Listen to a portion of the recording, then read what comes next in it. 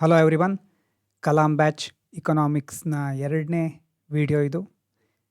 ಈಗಾಗಲೇ ಮೊದಲನೇ ವಿಡಿಯೋಗಳನ್ನು ನೋಡಿರಬಹುದು ಅಂದ್ಕೊಳ್ತೇನೆ. History, geography, polity, economics 4 subject start ಆಗಿದೆ.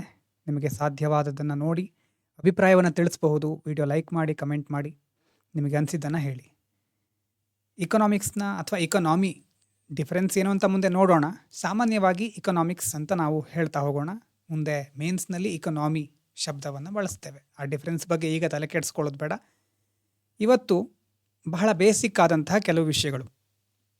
ಈಗಾಗಲೇ ಹಿಂದಿನ ಕೆಲವು ವಿಡಿಯೋಗಳನ್ನು ನೋಡಿದರೆ ಅಲ್ಲಿ ಇದನ್ನು ವಿವರಿಸಿದ್ದೇನೆ ಸ್ವಲ್ಪ ಮತ್ತು ಕೆಲವರ ಹತ್ರ ಡೀಟೇಲಾಗಿ ಡಿಸ್ಕಸ್ ಮಾಡಿದ್ದೇನೆ. ಆದರೆ ಇಲ್ಲಿ ಇನ್ನೊಂದು ಸಾರಿ ಮಾಡ್ತೇನೆ. ನೀವೊಂದು ಸಾರಿ ಕೇಳಿದ್ರೆ ಇನ್ನೊಂದು ಸಾರಿ ರಿವಿಷನ್ ಆಗಬಹುದು. ಸೊ ಮೊದಲೆಲ್ಲ ನಾವು ಇಕನಾಮಿ ಅಂದ ತಕ್ಷಣ ಎಲ್ಲಿಂದ ಸ್ಟಾರ್ಟ್ ಮಾಡ್ತೇವೆ? ನಮ್ಮ ಹತ್ರ ದುಡ್ಡಿರಬೇಕು ಅಲ್ವಾ? ಅರ್ಥ ಇಲ್ಲದೆ ಅರ್ಥಶಾಸ್ತ್ರ ಓದಲಿಕ್ಕೆ ಆಗೋದಿಲ್ಲ. ಅರ್ಥ ಇಲ್ಲದೆ ಜೀವನಕ್ಕೆ ಅರ್ಥನೂ ಇರೋದಿಲ್ಲ. ಸೊ ಈ ಥರ ಬೇರೆ ಬೇರೆ ಶಬ್ದಗಳು, ವಾಕ್ಯಗಳು ಕೇಳ್ತಾ ಇರ್ತೇವೆ. ಅರ್ಥ ಅಂತಂದರೆ ಧರ್ಮ, ಅರ್ಥ, ಕಾಮ, ಮೋಕ್ಷಗಳಲ್ಲಿ ಅರ್ಥ ಅಂತಂದರೆ ಹಣ.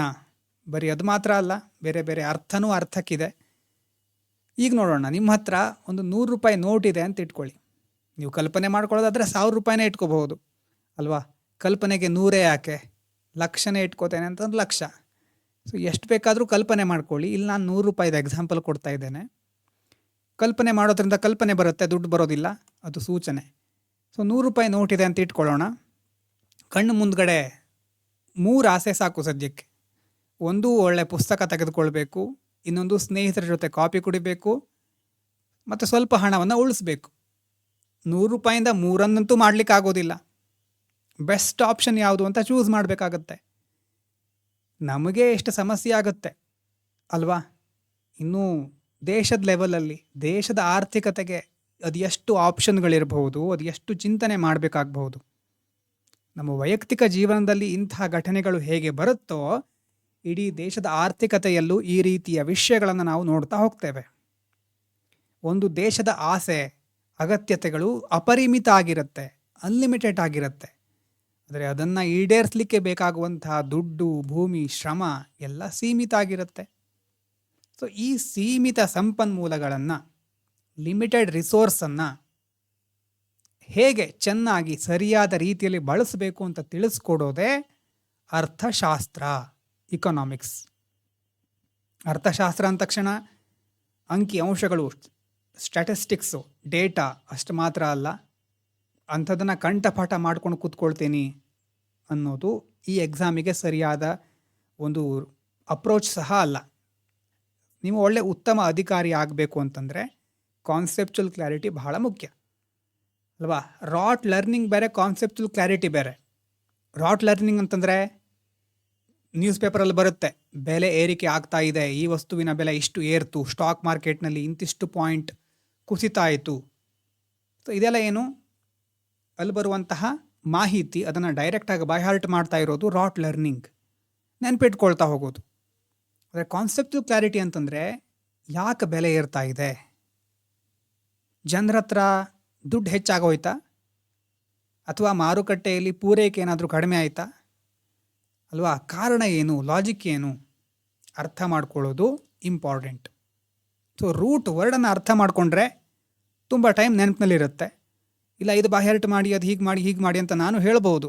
ನನಗದು ಇಷ್ಟ ಇಲ್ಲ, ಟೈಮ್ ಬೇಕಾದರೂ ತಗೊಳ್ಳಿ ಹೆಚ್ಚು, ಆದರೆ ಅರ್ಥ ಆಗಬೇಕು.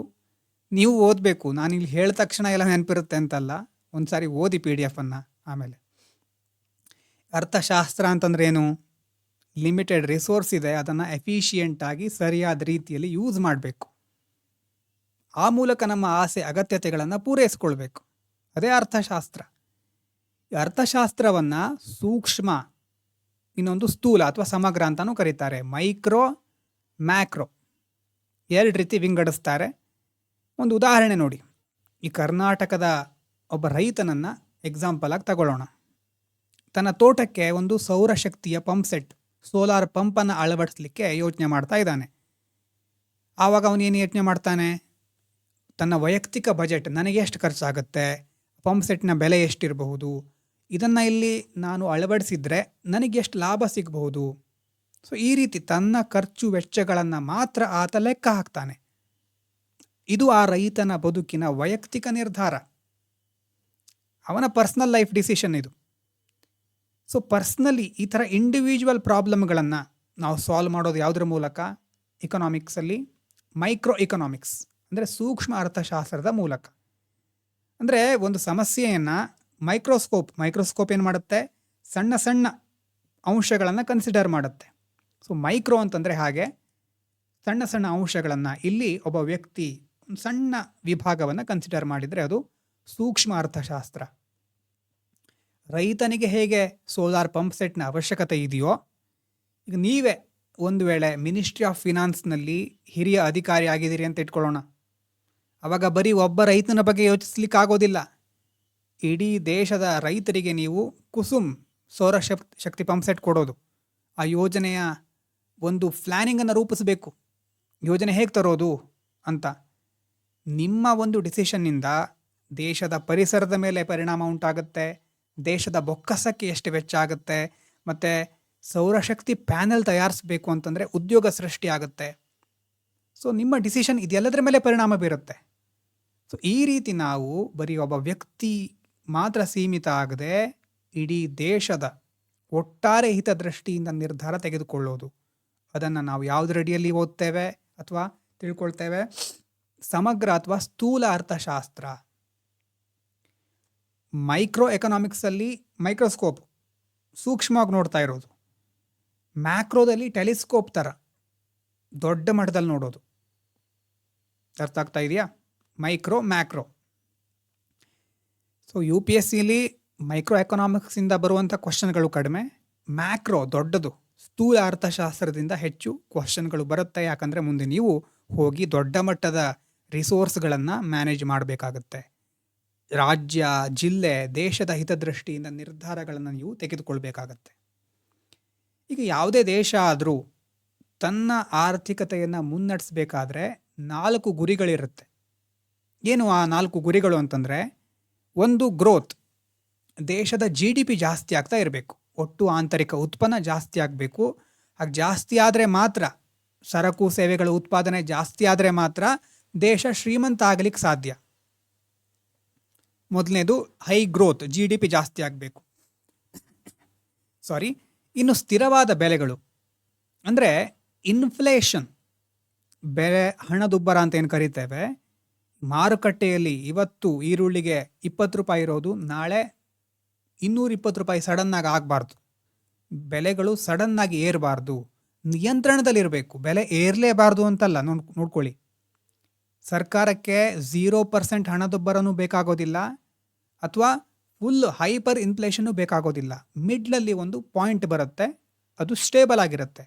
ಕಡಿಮೆ ಮತ್ತು ಸ್ಥಿರವಾದ ಹಣದುಬ್ಬರ ಬೇಕು ಅಲ್ವಾ? ಒಂದು ವಸ್ತುವಿಗೆ ಸರಿಯಾದ ಪ್ರೈಸ್ ಇರಬೇಕು, ಅತಿ ಕಡಿಮೆನೂ ಆಗಬಾರ್ದು, ಆವಾಗ ವ್ಯಾಲ್ಯೂ ಇರೋದಿಲ್ಲ. ಈಗ ನಾವು ಯೂಟ್ಯೂಬಲ್ಲಿ ವಿಡಿಯೋ ಮಾಡಿದಾಗೆ ವಿಡಿಯೋ ಮಾಡ್ತಾನೆ ಇರ್ತೇವೆ, ಫ್ರೀ ಇದೆ ಅಂತ ನೋಡೋದೇ ಇಲ್ಲ. ಸೊ ಆ ರೀತಿ ಆಗಿಬಿಡುತ್ತೆ. ಅಥವಾ ಫ್ರೀ ಕೆಲವು ಪ್ರೋಗ್ರಾಮ್ಗಳನ್ನು ಉಪಯೋಗಿಸ್ಕೊಳ್ಳೋದಿಲ್ಲ. ಆ ರೀತಿ ತುಂಬ ಬೆಲೆ ಕಡಿಮೆ ಆದರೆ ಆ ಸಮಸ್ಯೆ, ಅದರ ವ್ಯಾಲ್ಯೂ ಹೊರಟೋಗ್ಬಿಡುತ್ತೆ. ಇನ್ನು ಕೆಲವು ಅತಿಯಾದ ಪ್ರೈಸ್ ಇಟ್ಬಿಟ್ರೆ ಅವಾಗೇನಾಗುತ್ತೆ? ಆವಾಗ ಯಾರಿಗೆ ಬೇಕೋ ಅವರಿಗೂ ಸಿಕ್ಕೋದಿಲ್ಲ. ಸ್ಥಿರವಾದ ಹಣದುಬ್ಬರ, ಸ್ಥಿರವಾದ ಬೆಲೆ ಏರಿಕೆ ಬೇಕು. ಮೊದಲನೇದು ದೇಶಕ್ಕೆ ಗ್ರೋತ್ ಇರಬೇಕು, ಎರಡನೇದು ಲೋ ಮತ್ತು ಸ್ಟೇಬಲ್ ಇನ್ಫ್ಲೇಷನ್ ಇರಬೇಕು, ಮೂರನೇದು ನಿರುದ್ಯೋಗ ಕಡಿಮೆ ಇರಬೇಕು ಅಲ್ವಾ? ಗ್ರೋತ್ ಆಗ್ತಾ ಇದೆ, ಇನ್ಫ್ಲೇಷನ್ನು ಒಂದೇ ರೀತಿ ಇದೆ, ಆದರೆ ಉದ್ಯೋಗನೇ ಇಲ್ಲ ಅಂತಂದರೆ ದೇಶದ ಯುವಜನತೆ ನಾವೆಲ್ಲ ಇದ್ದೀವಲ್ವ, ನಮಗೆ ಕೆಲಸ ಮಾಡಲಿಕ್ಕೆ ಅರ್ಹತೆ, ಆಸಕ್ತಿ ಇದ್ದಾಗ ನಮ್ಗೆ ಅವಕಾಶನೂ ಸಿಗಬೇಕು. ನಮಗೆ ಆಸಕ್ತಿ ಇದೆ, ಅರ್ಹತೆ ಇದೆ, ಅದರ ಅವಕಾಶನೇ ಇಲ್ಲ ಅಂತಂದರೆ ಆವಾಗ ಅನ್ಎಂಪ್ಲಾಯ್ಮೆಂಟ್ ಸಮಸ್ಯೆ ಎಲ್ಲ ಕಡೆ ಕಾಣಿಸ್ತಾ ಇದೆ ಅಂತ. ಸೊ ಕಡಿಮೆ ನಿರುದ್ಯೋಗ ಇರಬೇಕು. ಮತ್ತು ಇಕ್ವಿಟಿ ಇನ್ ಇನ್ಕಮ್ ಡಿಸ್ಟ್ರಿಬ್ಯೂಷನ್, ದೇಶದ ಸಂಪತ್ತು ಕೆಲವು ಶ್ರೀಮಂತರ ಕೈಯಲ್ಲಿ ಉಳಿಬಾರ್ದು. ಬಡತನ ನಿರ್ಮೂಲನೆ ಆಗಬೇಕು, ಸಂಪತ್ತಿನ ಸಮಾನ ಹಂಚಿಕೆ ಆಗಬೇಕು. ಸಮಾಜದ ಕೊನೆಯ ವ್ಯಕ್ತಿ ಅಂತಂದರೆ ಕೊನೆ ಬೀದಿ ತುದಿಲಿರೋ ವ್ಯಕ್ತಿ ಅಂತಾನ, ಕೊನೆ ಮನೆ ವ್ಯಕ್ತಿ ಅಂತಾನ? ಕೊನೆಯ ವ್ಯಕ್ತಿ ಅಂತಂದರೆ ತಳಮಟ್ಟದಲ್ಲಿ ತುಂಬ ಕಠಿಣ ಪರಿಸ್ಥಿತಿಯಲ್ಲಿ ಬದುಕುವವನಿಗೂ ಸಹ ಆರ್ಥಿಕ ನ್ಯಾಯ ಸಿಗಬೇಕು, ಅವನು ಸಹ ತನ್ನ ಜೀವನವನ್ನು ಚೆನ್ನಾಗಿ ಸಾಗಿಸಲಿಕ್ಕೆ ಆಗಬೇಕು. ಸೊ ಅದು ಇಕ್ವಿಟಿ ಇನ್ ಇನ್ಕಮ್ ಡಿಸ್ಟ್ರಿಬ್ಯೂಷನ್ ಅಲ್ವಾ. ಸರ್ಕಾರಕ್ಕೆ ಇಷ್ಟು ಗುರಿ ಇದೆ, ಏನೇನು ಹೇಳಿ ನೋಡೋಣ. ಹೈ ಗ್ರೋತ್, GDP ಜಾಸ್ತಿ ಮಾಡೋದು, ಇನ್ಫ್ಲೇಷನ್ ಸ್ಟೇಬಲ್ ಆಗಿ ಇಟ್ಕೋಬೇಕು, ಅನ್ಎಂಪ್ಲಾಯ್ಮೆಂಟ್ ಇರಬಾರ್ದು ಅಥವಾ ಕಡಿಮೆ ಇರಬೇಕು ಕನಿಷ್ಠ, ಮತ್ತು ಇಕ್ವಿಟಿ ಇರಬೇಕು ಇನ್ಕಮ್ ಡಿಸ್ಟ್ರಿಬ್ಯೂಷನ್ನಲ್ಲಿ. ಇದನ್ನೆಲ್ಲ ಮಾಡಬೇಕು ಅಂತಂದರೆ ಸರ್ಕಾರದ ಹತ್ರ 2 ಅಸ್ತ್ರಗಳಿದೆ. ವಾಯಾಸ್ತ್ರ, ಗರುಡಾಸ್ತ್ರ, ಬ್ರಹ್ಮಾಸ್ತ್ರ, ಬೇರೆ ಬೇರೆ ಅಸ್ತ್ರಗಳ ಹೆಸರು ಕೇಳಿರಬಹುದು. ಸರ್ಕಾರದ ಹತ್ರ ಈಗಿರೋ ಅಸ್ತ್ರಗಳು ಯಾವುದು? ಒಂದು ವಿತ್ತ ನೀತಿ, ಫಿಸ್ಕಲ್ ಪಾಲಿಸಿ. ವಿತ್ತ, ಹಣಕಾಸು ಶಬ್ದಗಳು ಕೆಲವೊಂದು ಸಾರಿ ಅಲ್ಟರ್ನೇಟಿವ್ ಆಗಿ ಯೂಸ್ ಮಾಡ್ತಾರೆ, ಆದರೆ ನಾವಿಲ್ಲಿ ವಿತ್ತ ನೀತಿ ಇಟ್ಕೊಳ್ಳೋಣ. ಫಿಸ್ಕಲ್ ಪಾಲಿಸಿ ನೋಡಿ, ಇದು ಸರ್ಕಾರಕ್ಕೆ ಸಂಬಂಧಿಸಿರೋದು. ಫಿಸ್ಕಲ್ ಪಾಲಿಸಿ ಸರ್ಕಾರ ಪ್ರತಿ ವರ್ಷ ಏನು ಬಜೆಟ್ ಮಂಡನೆ ಮಾಡುತ್ತೆ, ಅದು ಈ ವಿತ್ತ ನೀತಿಯ ಮುಖ್ಯವಾದಂಥ ಭಾಗ. ತೆರಿಗೆ ಮೂಲಕ ಸರ್ಕಾರ ಹಣವನ್ನು ಸಂಗ್ರಹಿಸುತ್ತೆ. ಸಂಗ್ರಹಿಸಿದ ಹಣವನ್ನು ದೇಶದ ಅಭಿವೃದ್ಧಿ ಯೋಜನೆಗಳಿಗೆ ಹೇಗೆ ಖರ್ಚು ಮಾಡಬೇಕು ಅಂತ ಇಲ್ಲಿ ಈ ಒಂದು ನೀತಿಯ ಮೂಲಕ, ರಾಜಕೋಶೀಯ ಅಥವಾ ವಿತ್ತ ನೀತಿಯ ಮೂಲಕ ನಿರ್ಧರಿಸುತ್ತೆ ಸರ್ಕಾರ. ಮೇಲ್ಗಡೆ 4 ಗುರಿಗಳಿದೆ. ಏನು? ಗ್ರೋತ್ ಆಗಬೇಕು, ಇನ್ಫ್ಲೇಷನ್ ಕಂಟ್ರೋಲಲ್ಲಿ ಇರಬೇಕು, ಅನ್ಎಂಪ್ಲಾಯ್ಮೆಂಟ್ ಕಡಿಮೆ ಆಗಬೇಕು, ಇನ್ಕಮ್ ಡಿಸ್ಟ್ರಿಬ್ಯೂಷನ್ ಸರಿಯಾಗಿ ಆಗಬೇಕು. ಇದೆಲ್ಲ ಆಗಬೇಕು ಅಂತಂದರೆ 2 ಅಸ್ತ್ರಗಳಿದೆ ನಮ್ಮ ಹತ್ರ. ಒಂದು ಫಿಸ್ಕಲ್ ಪಾಲಿಸಿ. ಫಿಸ್ಕಲ್ ಪಾಲಿಸಿ ಯಾರಿಗೆ ಸಂಬಂಧಪಟ್ಟಿರೋದು? ಸರ್ಕಾರಕ್ಕೆ ಸಂಬಂಧಪಟ್ಟಿರೋದು. ಸರ್ಕಾರ ಏನು ಮಾಡುತ್ತೆ? ತೆರಿಗೆ ಮೂಲಕ ಹಣ ಸಂಗ್ರಹಿಸುತ್ತೆ. ಸಂಗ್ರಹಿಸಿರೋ ಹಣವನ್ನು ಹೇಗೆ ಖರ್ಚು ಮಾಡಬೇಕು ಅನ್ನೋದು ತಿಳ್ಕೊಳ್ಳೋದು ಅಥವಾ ಅದನ್ನು ನಿರ್ವಹಿಸೋದು ವಿತ್ತ ನೀತಿಯ ಮೂಲಕ. ಇನ್ನೊಂದಿದೆ ಹಣಕಾಸು ನೀತಿ, ಮಾನಿಟರಿ ಪಾಲಿಸಿ. ಇದನ್ನು ಮುಖ್ಯವಾಗಿ ನೋಡ್ಕೊಳ್ಳೋರು ಅಥವಾ ಯಾವುದಕ್ಕೆ ಸಂಬಂಧಪಟ್ಟಿರೋದು ಇದು ಅಂತಂದರೆ ರಿಸರ್ವ್ ಬ್ಯಾಂಕ್ ಆಫ್ ಇಂಡಿಯಾ, ಭಾರತದ್ದೇ. ಅದಕ್ಕೆ ಸಂಬಂಧಪಟ್ಟಿರೋದು. ಮಾರ್ಕೆಟಲ್ಲಿ ಹಣ ಚಲಾವಣೆ ಹೇಗಿರಬೇಕು, ಎಷ್ಟಿರಬೇಕು, ಬ್ಯಾಂಕ್ಗಳ ಬಡ್ಡಿ ದರ, ರೆಪೋ ರೇಟ್ ಎಷ್ಟಿದ್ರೆ ಒಳ್ಳೆಯದು, ಈ ರೀತಿ ಇನ್ಫ್ಲೇಷನ್ ಕಂಟ್ರೋಲ್ ಮಾಡೋದು, ಹಣದುಬ್ಬರ ನಿಯಂತ್ರಿಸೋದು ಈ ಮಾನಿಟರಿ ಪಾಲಿಸಿಯ ಮುಖ್ಯವಾದಂಥ ಉದ್ದೇಶ. ಫಿಸ್ಕಲ್ ಪಾಲಿಸಿ ಅಂತಂದರೆ ಗೌರ್ಮೆಂಟ್, ಮಾನಿಟರಿ ಪಾಲಿಸಿ ಅಂತಂದರೆ RBI.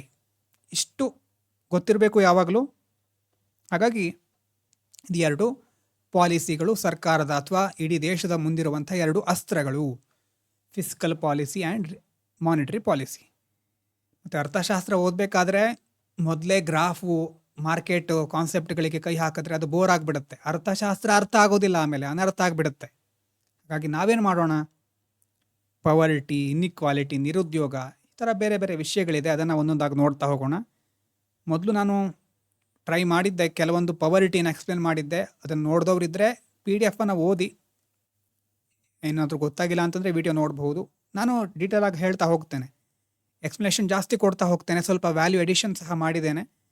ಸೊ ನೀವು ಸರಿಯಾದ ವಿಡಿಯೋ ಈಗಿಂದ ನೋಡ್ತಾ ಹೋದರೆ ನಿಮಗೆ ಕಾನ್ಸೆಪ್ಟು ಇನ್ನಷ್ಟು ಕ್ಲಾರಿಟಿ ಸಿಗ್ತಾ ಹೋಗುತ್ತೆ. ಮೊದಲು ಯಾರಾದರೂ ವಿಡಿಯೋ ನೋಡಿದ್ರೆ ಅವ್ರಿಗೆ ಹೇಳ್ತಾ ಇರೋದು. ಹೊಸದಾಗಿ ಕಲಾಂ ಬ್ಯಾಚ್ನಿಂದನೇ ನೋಡ್ತಾ ಇರೋರಿಗೆ ಏನು ಟೆನ್ಷನ್ ಮಾಡ್ಕೊಳ್ಳೋದು ಬೇಡ, ಪ್ರತಿಯೊಂದು ಆ್ಯಡ್ ಆಗ್ತಾ ಹೋಗುತ್ತೆ. ಸೊ ನಿಧಾನವಾಗಿ ಅಂಥ ಕಾನ್ಸೆಪ್ಟ್ಗಳನ್ನು ನೋಡೋಣ. ಪವರ್ಟಿ, ಇನ್ಇಕ್ವಾಲಿಟಿ, ಅನ್ಎಂಪ್ಲಾಯ್ಮೆಂಟು ಆದಮೇಲೆ ಈ ಮೈಕ್ರೋ, ಮ್ಯಾಕ್ರೋ ಅದೆಲ್ಲ ಆಮೇಲೆ ನೋಡೋಣ. ಇದಕ್ಕಿಂತ ಮೊದಲು ಭೂಮಿ ಮೇಲ್ಗಡೆ ಒಂದು ಹೋರಾಟ ಯಾವಾಗಲೂ ನಡೀತಾ ಇರುತ್ತೆ. ಇದು ಮೊದಲೇ ಗೊತ್ತಿರೋದೇ ತುಂಬ ಜನರಿಗೆ, ಬಾಯ್ಹಾರ್ಟ್ ಆಗಿಬಿಟ್ಟಿದೆ ಇದು ಅಲ್ವಾ. ಭೂಮಿ ಮೇಲೆ ನಮ್ಮ ಆಸೆಗಳು ಅಪರಿಮಿತವಾಗಿರುತ್ತೆ, ಸಂಪನ್ಮೂಲಗಳು ಸೀಮಿತವಾಗಿರುತ್ತೆ. Limited resources, unlimited wants. ಈ ಸಂಘರ್ಷ ನಡೀತಾ ಇರಬೇಕಾದ್ರೆ ಇದನ್ನು ಶಾಂತಿಯುತವಾಗಿ ನಿರ್ವಹಿಸೋದೇ ಅರ್ಥಶಾಸ್ತ್ರದ ಕೆಲಸ. ಈಗ ನೀಡ್ ಮತ್ತು ವಾಂಟ್ ಡಿಫ್ರೆನ್ಸ್ ಏನು ಅಂತ ಇನ್ನೂ ತನಕ ಕೇಳದೇ ಇರೋರಿಗೆ ಒಂದು ಸಾರಿ ಹೇಳಿಬಿಡೋಣ. ಅರ್ಥಶಾಸ್ತ್ರದಲ್ಲಿ ಒಂದು ನೀಡು, ಇನ್ನೊಂದು ವಾಂಟ್. ಮತ್ತು ಇದರಲ್ಲಿ ಬೇರೆ ಬೇರೆ ಡಿಫ್ರೆನ್ಸ್ ಸಬ್ ಡಿವೈಡ್ ಮಾಡಬಹುದು. ನೀಡ್ ಅಂತಂದರೆ ಬೇಕೇ ಬೇಕು, ಇದಿಲ್ಲದಿದ್ದರೆ ಬದುಕಲಿಕ್ಕೆ ಆಗೋದಿಲ್ಲ. ಗಾಳಿ, ನೀರು, ಆಹಾರ, ಮನೆ. ಈಗ 21st ಸೆಂಚುರಿಯಲ್ಲಿ ಎಜುಕೇಷನ್, ಇಂಟರ್ನೆಟ್ ಅದೆಲ್ಲ ನೀಡೇ ನಮ್ಮದು. ಇನ್ನು ವಾಂಟ್ ಅಂತಂದರೆ ಬದುಕೋಕೆ ಬೇಕು ಅಂತ ಅಲ್ಲ, ಆದರೆ ಇನ್ನಷ್ಟು ಲಕ್ಸುರಿಯಸ್ ಆಗಿ, ಕಂಫರ್ಟೇಬಲ್ ಆಗಿ ಸ್ಟೇಟಸ್ಸಿಗೆ ಹಾಕಲಿಕ್ಕೆ ಬೇಕಾಗಿರೋದು ಅಲ್ವಾ. ಸೊ ಆರಾಮದಾಯಕ, ಇನ್ನಷ್ಟು ನಾನು ಚೆನ್ನಾಗಿರ್ತೇನೆ ಆ ಥರ ಥಿಂಕ್ ಮಾಡಿ, ಸೋಫಾ, ಆರಾಮದಾಯಕ ಕುರ್ಚಿ, ಸೊ ಇದೆಲ್ಲ ಇರ್ತದಲ್ವ, ಇದೆಲ್ಲ ವಾಂಟ್ಸ್. ಬ್ರ್ಯಾಂಡೆಡ್ ಬಟ್ಟೆ ಇರ್ಬೋದು, ಪಿಜ್ಜಾ, ಬರ್ಗರು, ಐಫೋನು ಕೊಡ್ತಾ ಹೋಗ್ಬೋದು. ಸಮಸ್ಯೆ, ಫಂಡಮೆಂಟಲ್ ಪ್ರಾಬ್ಲಮ್ ಆಫ್ ಎಕನಾಮಿಕ್ಸ್ ಏನು? ಅಗತ್ಯಗಳಿಗೆ, ಆಸೆಗಳಿಗೆ ಕೊನೆ ಇಲ್ಲ, ಆದರೆ ರಿಸೋರ್ಸ್ಗಳು ಯಾವಾಗಲೂ ಅಪರಿಮಿತವಾಗಿರುತ್ತೆ. ರಿಸೋರ್ಸ್ಗಳು ಪರಿಮಿತ ಆಗಿರುತ್ತೆ, ಅಗತ್ಯ ಆಸೆಗಳು ಅಪರಿಮಿತವಾಗಿರುತ್ತೆ. ಅದು ಮೊದಲು ಹೇಳಿದ್ದೇನೆ. ಪರಿಮಿತ ಅಂತಂದರೆ ಕನ್ನಡ ಶಬ್ದ, ಪರಿಮಿತ ಅಂದರೆ ಲಿಮಿಟೆಡ್, ಅಪರಿಮಿತ ಅಂತಂದರೆ ಅನ್ಲಿಮಿಟೆಡ್. ಅನ್ಲಿಮಿಟೆಡ್ ಆಗಿರೋದು ಯಾವುದು? ಅಗತ್ಯಗಳು, ಆಸೆಗಳು. ಪರಿಮಿತವಾಗಿರೋದು ಯಾವುದು? ರಿಸೋರ್ಸಸ್.